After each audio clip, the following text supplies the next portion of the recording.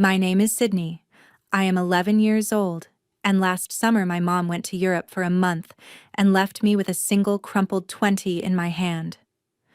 See, you are independent now, she said with a bright smile, hauling her suitcase toward the door. You are not a baby anymore. Just order food if you need to, okay? Independent. That was her word, not mine. I stared at the bill in my palm. $20. Not a plan. Not a babysitter. Not even a real goodbye. Just a fake kiss on my forehead, the sound of a suitcase rolling down the driveway, and the front door closing in my face. I will be fine, I said out loud to an empty hallway, as if saying it could make it true. But my hands were shaking. There was no one else in the house, no one who could cook, no one who even knew I had been left here alone. I tried to pretend this was some kind of challenge I could win. Day one, I told myself. I will prove that I can handle this. I lined up the few cans in the pantry, checked the fridge that was already half empty, and shoved my fear down as far as it would go. If my mom thought I was independent, then maybe she should see what that really looked like. Because as that month ticked forward, the $20 in my hand would disappear, the food would run out, and the silence in our house would turn into something darker than loneliness. And when they finally came back, what my mom saw inside our home made her whisper, "No, no, this cannot be happening." Do you want to know how being left with $20 at 11 turned into the one decision that made my mom regret everything she had done to me? Stay to the end, and you will see exactly how I made sure she would never forget it. The first problem hit me about 10 minutes after the taxi pulled away. My mom had tossed a shiny emergency credit card on the counter, like that would fix everything. There was just one catch. It was not activated, and I did not know the PIN. I found that out the hard way, standing at the doorway with my phone in my hand, trying to order food and watching every app reject the card over and over. So it was just me, a dead card, and $20. Day one, I made it a game. I sliced bread as thin as I could, spread peanut butter so carefully it barely covered the surface, and told myself real survivors made things stretch. I even joked in my head that this would make a good story someday. By day 3, it stopped being funny. The pantry looked like a before picture in a commercial about hunger. A couple of cans I did not know how to open without cutting myself, a box of cereal with more air than food, and a jar of pickles I hated. My stomach growled loud enough to embarrass me, even though no one else was there. I tried to distract myself. I turned the TV on and let random shows play, noise filling the room so I did not have to hear the house creak. I opened my mom's laptop and stared at her work emails stacked up like they were more important than anything. At one point, I grabbed my notebook and wrote in big letters at the top of a page, "Evidence." Under it, I scribbled, "Left alone at 11, $20, no food plan, no check-ins." I did not know exactly what I would do with that, but writing it down made something inside me shift. If they thought I was old enough to be alone, then I was old enough to remember everything, to record everything, to show someone someday how they chose a vacation over me. I picked up my phone and opened a video app. Day 3, I said quietly to the camera. My face looked smaller than I expected. I am still alone. The card does not work. I ate the last decent thing in the fridge yesterday. I paused, swallowing. If you are seeing this, it means someone finally asked what happened to me. I saved the clip and locked my phone, heart hammering. Part of me hoped nobody would ever see it. Another part of me wanted that video to explode in my mom's face when she came home. I thought about my best friend Emma and hovered over her name. If I texted her, I would have to admit that my mom had left me, that I was hungry, that I was not okay. Instead, I sent a message that sounded normal. "How is your trip?" No reply. Maybe she was somewhere by a lake, eating burgers with her family, not even checking her phone. My stomach twisted. By day 5, the hunger felt like a fog around my brain. I started getting dizzy when I stood up too fast. I found a half-empty box of cereal in the back of the cupboard and ate it dry from the bag, trying to make every handful last. I opened my notebook again and added another line. By day 5, still no call from Mom, not even a text. Then another line. If I disappear, this will prove it was not my fault. That was the moment my thinking changed. This was not just about surviving until she came back. This was about what would happen to her when people finally realized what she had done. On day 7, my body felt weak, but my anger was stronger. I shuffled to the front window and peered out at the street. Kids were riding bikes. A dog barked at a delivery truck. A couple walked by holding coffee cups. Normal lives. Normal parents. I looked at our empty driveway and whispered, "You chose Europe over me. Do you know what that is going to cost you when someone finds out?" As if the universe was listening, the doorbell rang. I froze, cereal crumbs still on my fingers. No one ever rang our doorbell. Not really. Neighbor kids just knocked. Packages got dropped. The bell rang again, followed by 3 sharp knocks. My heart pounded as I moved toward the door. For a second I thought about pretending I was not home. If it was someone selling something, they would go away. But another thought cut through my fear. What if this is it? What if this is the moment someone finally sees me? Handshaking, I reached for the handle. If you were 11, starving, and completely alone, would you open that door? Or would you keep pretending everything was fine? I cracked the door open just enough to see who was there. Standing on the porch was a man in a green jacket with my school's emblem stitched on the chest. It took me a second to place him without the classroom behind him. "Hi, Sydney," he said gently. It was Mr. Hughes, the counselor from school. "I have been trying to reach your parents. They did not pick up. Can I come in for a moment?" My first instinct was to lie, to say everything was fine, that my parents were just out, that I did not need anything. But my hand loosened on the door, and I stepped back. "Sure," I murmured. "I guess." He stepped inside and looked around. The silence in the house suddenly felt heavier. The dishes in the sink, the empty counter, the nearly bare fruit bowl, all became evidence I had not meant to stage, but had accidentally left out. "Are your parents at work?" he asked, scanning the room, clearly expecting someone to appear. "They are in Europe," I said, surprising myself with how flat my voice sounded. "For a month." His eyebrows shot up. "A month? And who is staying with you?" I swallowed. This was the line, the moment I could choose to protect them or tell the truth. My fingers curled tighter around the edge of my shirt. "Just me," I admitted. "They said I was old enough." Something in his face changed, like a switch flipping. The polite concern turned into something sharper, more serious. He pulled out a chair and sat down at the table, motioning for me to sit across from him. "Sydney, how long have you been alone?" "A week," I whispered. "Almost." "Do you have enough food? Money?" I let out a small, bitter laugh I did not recognize. "They left me a credit card that does not work, and $20. He stared at me for a long moment. It was not the way teachers stare when you forget your homework. It was something heavier, like he was trying to count all the ways this was wrong. "This is not okay," he said finally, his voice low. "You know that, right?" I shrugged, even though my chest ached. "They said they needed a break, that I am mature, that I should be able to handle it." "And how have you been handling it?" I wanted to say, fine. I wanted to keep pretending. But the notebook on the table caught my eye. The word evidence stared back at me in my own handwriting. "I have been hungry," I said instead, "and scared, and I have been writing things down, just in case."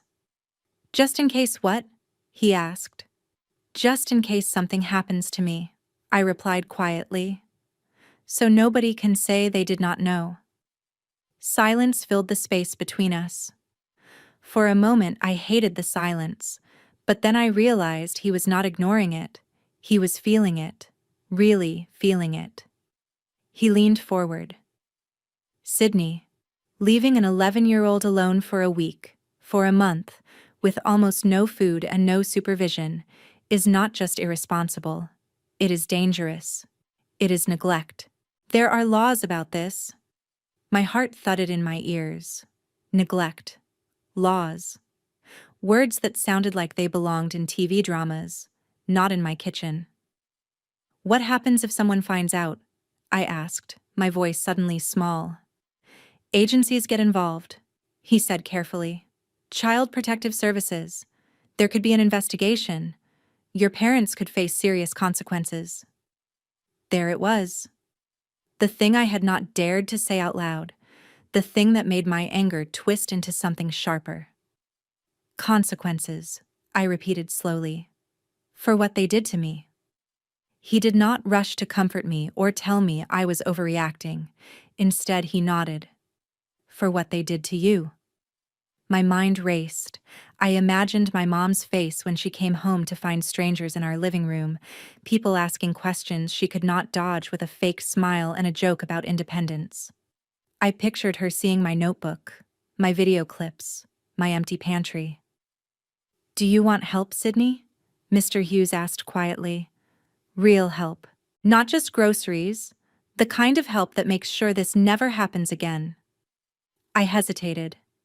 Part of me wanted to say no, to slam the door on all of this and just wait for my parents to come back and pretend this month never happened. Another part of me, the part that had been writing the word evidence, was tired of pretending. Yes, I said finally. But if I say yes, what does that mean for them? It means they will have to answer for their choices, he said.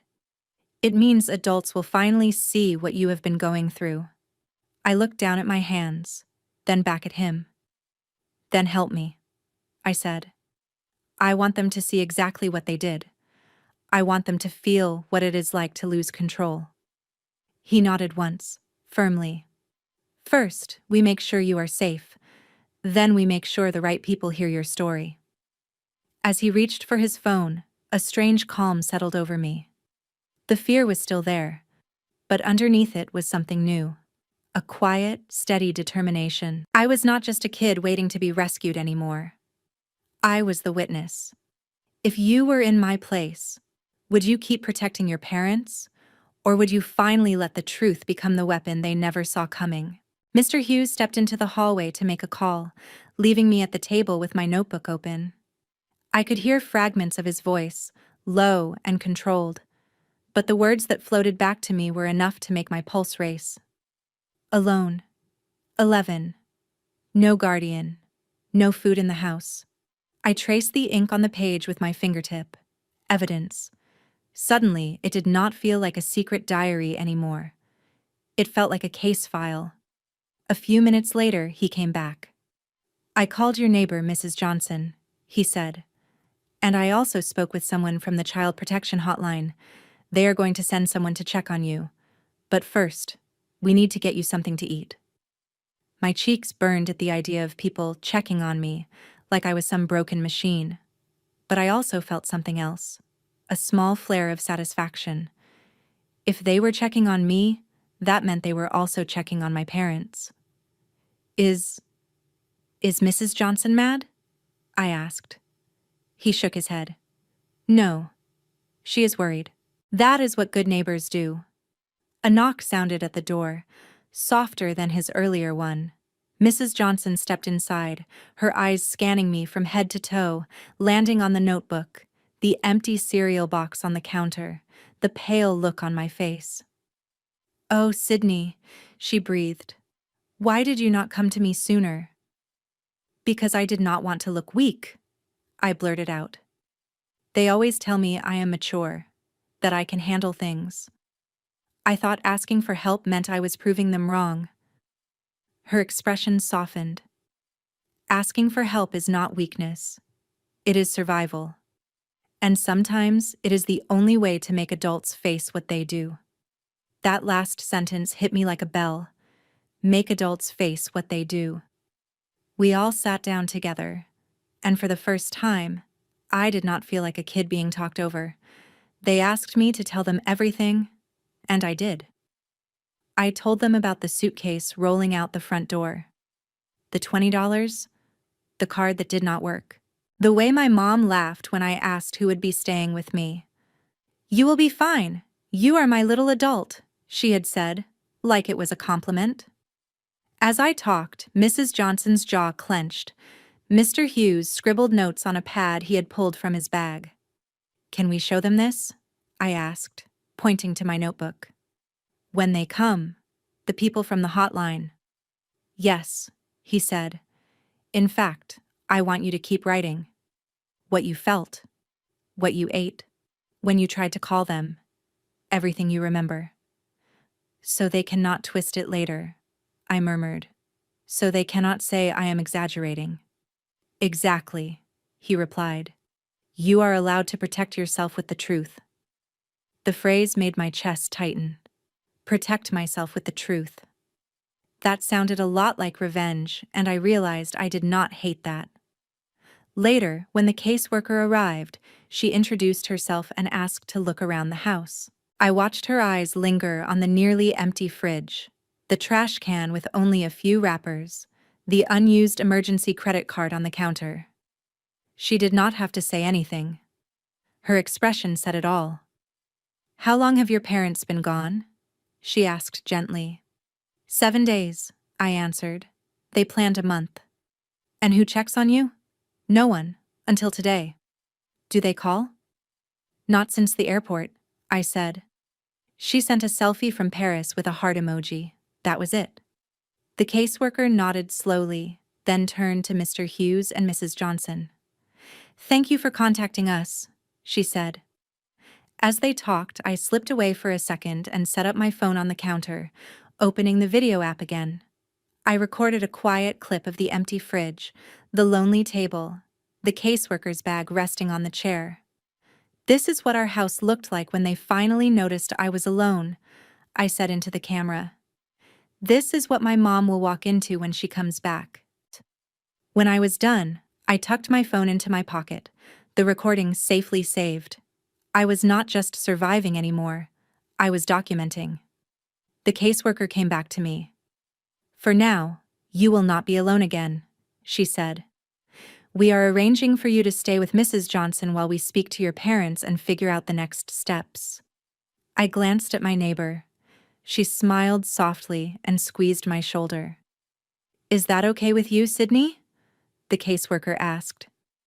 I thought about my empty house, the long, quiet nights, the way my mom's last message had been about croissants instead of me. Then I thought about something else. What it would do to my parents when they came home and found not just a lonely kid, but an official report waiting for them. "Yes," I said.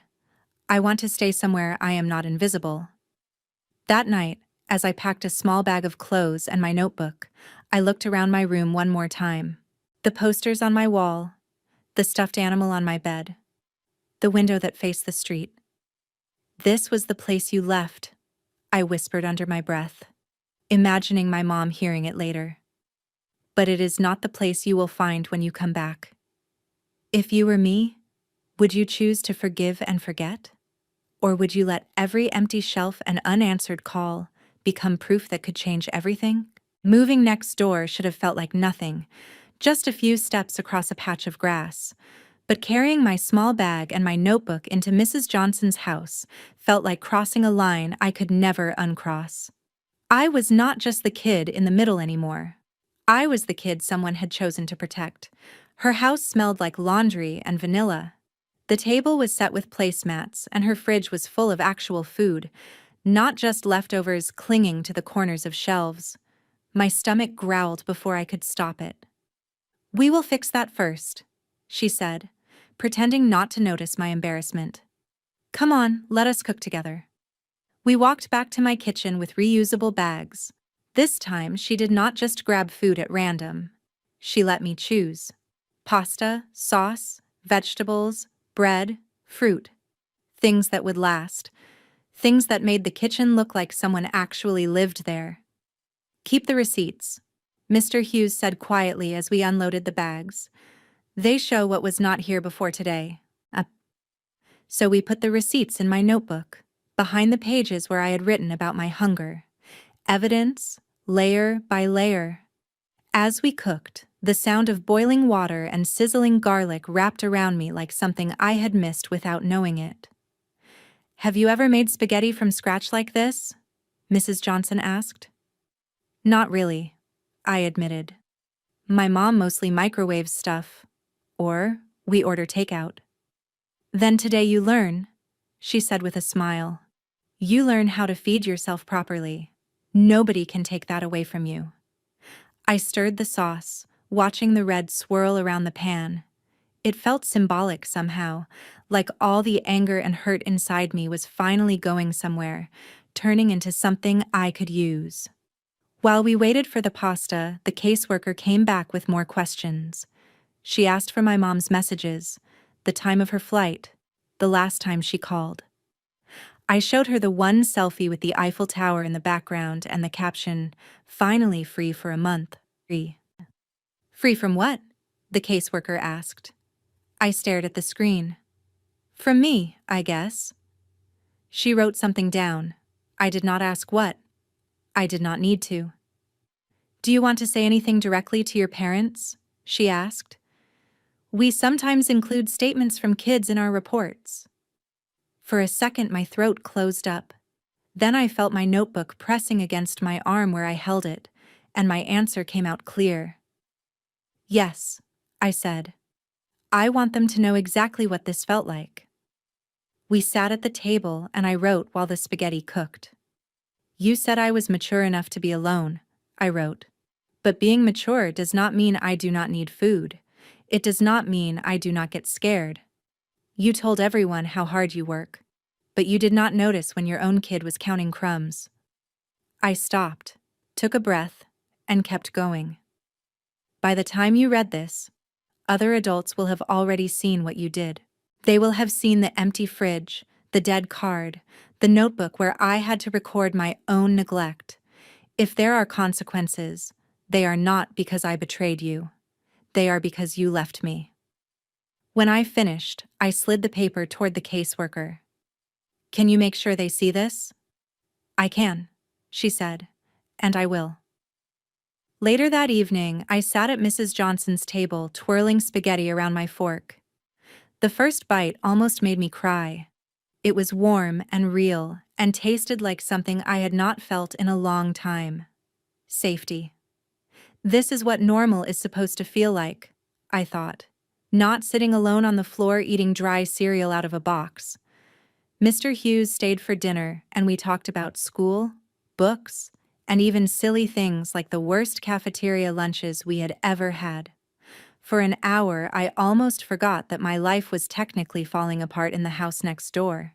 But when the plates were cleared and the grown-ups started talking quietly in the living room, I heard pieces of their conversation.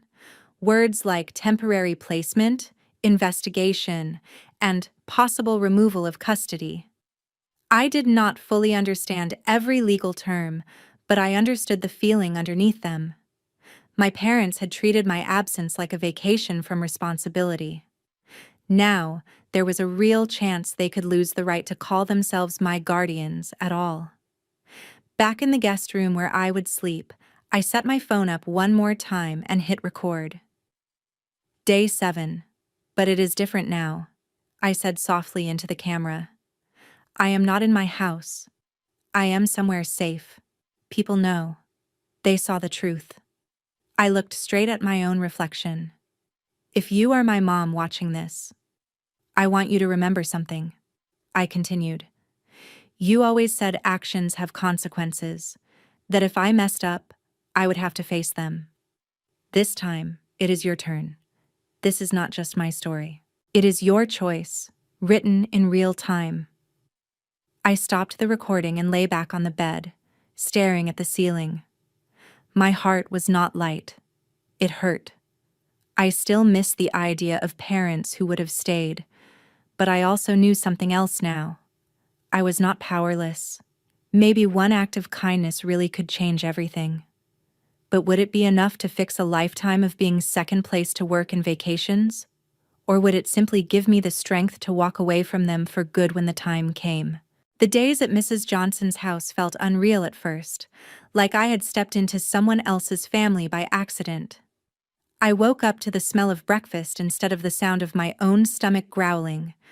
There was always someone asking how I slept, not just assuming I was fine. For the first time in a long time, I did not have to prove I was independent every second just to be tolerated. But even with the warmth, there was a countdown ticking in the background. Every adult around me knew it. I knew it too. At some point, my parents would have to come back. At some point, they would have to walk into everything they left behind. On the second night, my phone buzzed while I was sitting at the kitchen table doing homework. A number I recognized flashed on the screen. My mom's work phone. I stared at it until the screen started to dim. "Aren't you going to answer?" Mrs. Johnson asked gently. My fingers trembled. What if she is just calling to yell at me for ruining her trip? "Then you will know exactly where you stand," she said calmly. "But you do not have to talk to her alone." I hit accept and put the phone on speaker. "Sydney?" Her voice snapped through the line, sharp, not worried. "What is going on? Why is there some woman from Child Services emailing me about an investigation? Why is your school involved? Do you have any idea what this looks like for me?" There it was. "No. Are you okay? No. Are you safe? Just what this looks like for me." I swallowed. "They are involved because you left me," I said. My voice shook, but I got the words out. "You went to Europe for a month. You left me alone with $20 and a credit card that did not work. They saw the house. They saw the fridge. They saw everything." "You are exaggerating," she shot back instantly. "There was plenty of food. You know how dramatic you can be. And you are 11, not a toddler. I cannot believe you would turn people against us like this. Do you understand what you are doing to our reputation?" Across the table, I saw Mrs. Johnson's jaw tighten. She leaned closer so her voice would carry. "This is Mrs. Johnson. I am the neighbor. I am also the one who bought your daughter groceries because there was almost nothing left. This is not about reputation. It is about safety." There was a sharp inhale on the other end. "Why are you interfering? This is a family matter. Sydney is fine." I glanced at the notebook next to me, open to a page where I had written, "No call for 7 days." "No," I said quietly, cutting in before anyone else could. "I was not fine. I am not fine with what you did." There was a pause, and for a split second, I thought maybe she would finally hear me. Then she spoke again, each word shoved through clenched teeth. "We will talk about this when we get back. And we are going to have a serious conversation about consequences, young lady." The line went dead. Mrs. Johnson reached over and silenced the phone before it could buzz again. "She is right about one thing," she said softly. "There will be consequences, but not just for you." The next day, the caseworker came to the school and pulled me out of class. We sat in a small office that smelled like dry erase markers and old coffee while she scrolled through something on her tablet. "Your parents have moved their flight up," she told me. "They will be home in 3 days instead of 3 weeks."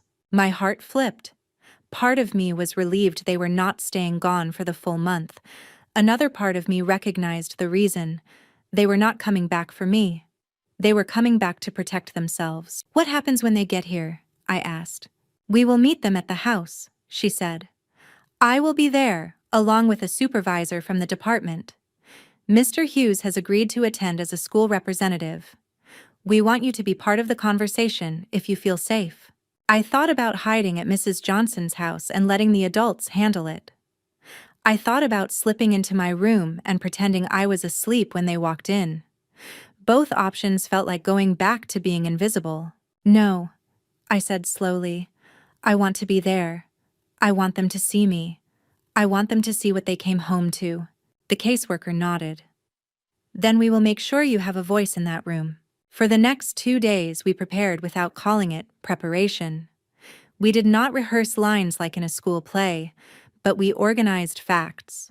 The caseworker printed copies of my statement, the notes from my notebook she had permission to use, the receipts from the groceries, screenshots of my mom's posts from Europe, the call logs that showed how many times she had not checked in. This is not about punishing them for the sake of it, she reminded me. This is about making sure you are safe. Whatever happens comes from their choices, not your existence. I understood what she meant, but another part of me, the part that remembered eating dry cereal in the dark, could not pretend this did not feel like something else too. It felt like justice. It felt like holding up a mirror. On the morning of their return, we went back into my house for the first time in days. It still smelled faintly like stale air and dust. My stomach twisted, but I forced myself to walk through each room. This was my scene. I could not look away. The caseworker placed a thick folder on the kitchen table. Beside it, we put my notebook, open to the first page that said, Evidence. My phone sat next to it, turned on and ready. The first video I had recorded, the one where I said, Day 3, I am still alone, was paused on the screen. The image of my own tired face stared back at me. Are you sure you want this playing when they arrive? She asked. Yes, I said. She always tells me stories do not matter unless there is proof. This is my proof. Mrs. Johnson stood by the doorway, arms crossed but eyes kind. Mr. Hughes leaned against the counter, his school badge clipped neatly to his shirt, watching everything with quiet focus.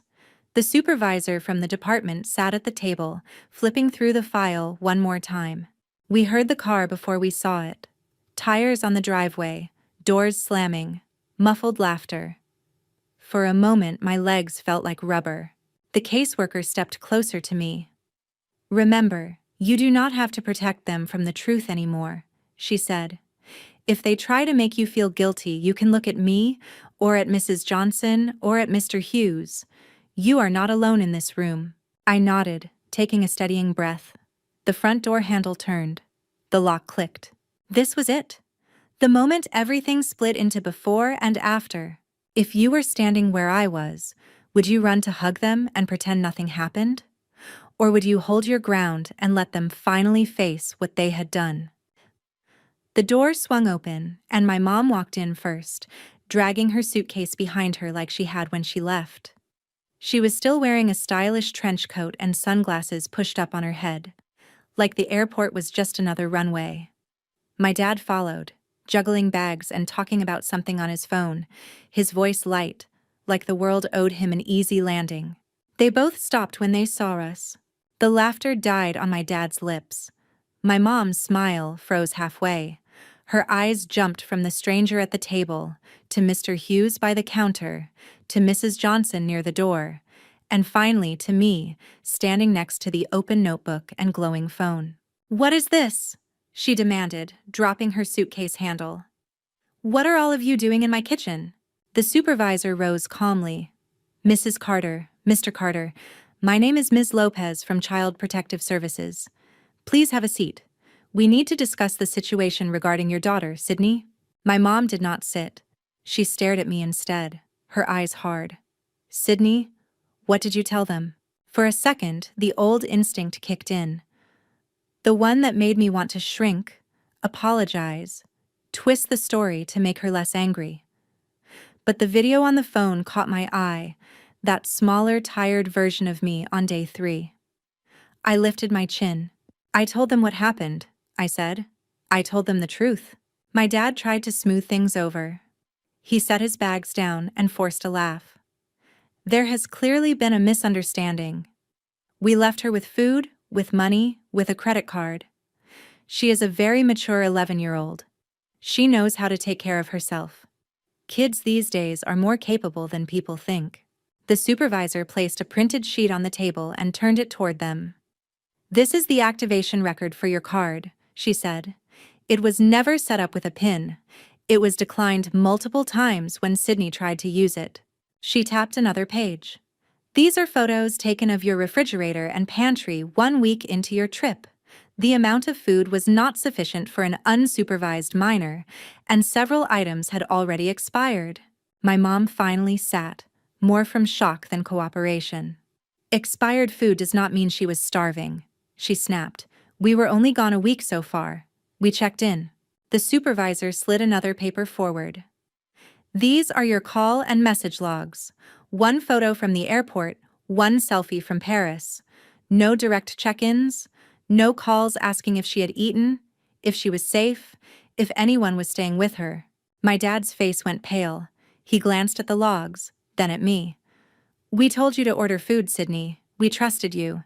You trusted me to survive, I said quietly. You did not trust yourselves to be parents. Mrs. Johnson stepped forward, unable to hold back. She was dizzy from hunger when we found her, she said.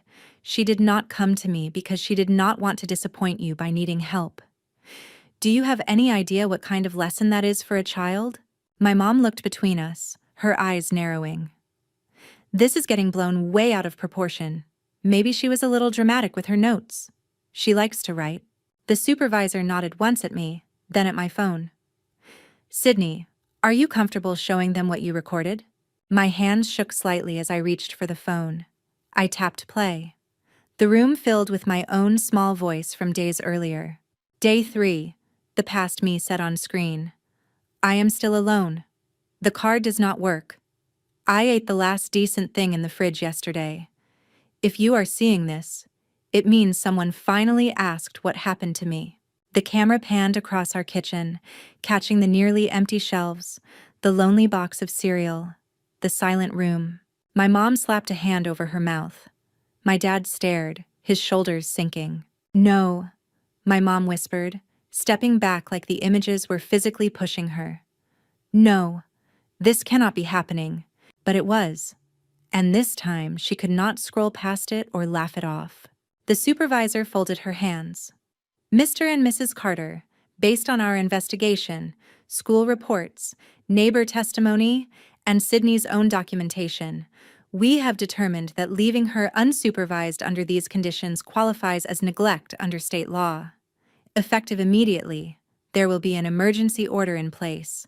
Sydney will not be returning to unsupervised care with either of you until a full hearing is conducted. My mom shook her head violently. You cannot take my child from me over a misunderstanding. We just needed a break. Do you know how hard we work? Do you know what kind of stress we are under? I took a breath and stepped forward. I know, I said. You tell everyone how hard you work. You tell your friends, your coworkers, your social media. But when I was alone, hungry, and scared, you did not tell anyone about that.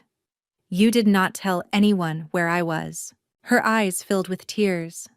Sydney, you do not understand. Adults need time away too. We thought you would be fine. We did not mean to hurt you. The words I had heard my whole life echoed in my head. Every time I forgot a chore, every time I slipped up, she would say them with a cold finality. Actions have consequences, Sydney, so I said them back. You always told me that actions have consequences, I said, my voice steady. You taught me that if I made a choice, I had to live with what came next. This is what you taught me. This is what your choice looks like. The room went quiet. My mom looked like the ground had vanished beneath her.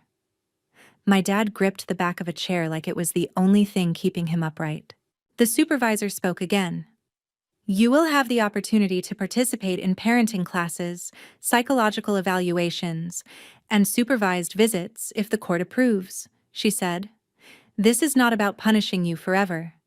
It is about ensuring that Sydney is safe and that this never happens again. My mom turned back to me, tears spilling now. Sydney, please, she begged, tell them you want to come home. Tell them we can fix this. We can start over. We can be better. I wanted to. A part of me, the part that still remembered bedtime stories and holiday decorations, wanted to rewind everything.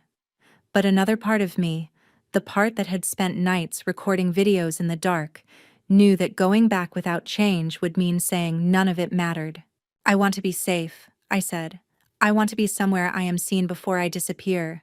Right now, that is not with you." Her face crumpled like paper. My dad looked away, blinking rapidly. The supervisor placed a form on the table.